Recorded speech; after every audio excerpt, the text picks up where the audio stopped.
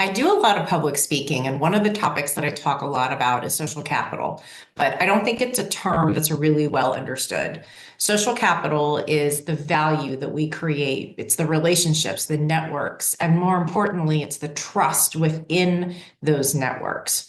It's what enables people to work collaboratively. So, leaders with really high social capital, those are people who are really well connected, they're trusted, they're influential. They can drive more significant cultural and organizational change because of those connections that they have. I mean, think about the practicality of this for a moment. If I came up to you and I asked you to do a favor for me, the level of social capital or the trust that you have in me, how reciprocal that is going to determine your willingness to do that favor. Is the favor to lend me $5? Is the favor to drive to another state and pick me up at 3 in the morning?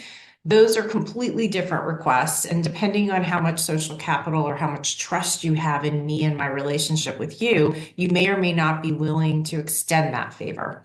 Stephen Covey talked about it as a piggy bank, that we all have a certain amount of trust that we put into each other's piggy banks.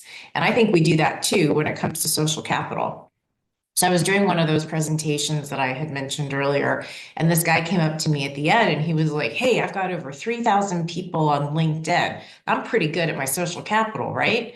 I think he totally missed the point of my talk. It's not about the number of people you're connected to. It's about building deep trust-based relationships with those that you have in your network. So having a small network with deep social capital is more impactful than having a really large network where everyone is sort of on the periphery. At the end of the day, I think that relationships matter, and they're the key to fostering both collaborative relationships, but also organizational success and positive culture. Your social capital as a leader is an asset. The stronger your network, the more effectively you can shape culture, foster innovation, and drive results.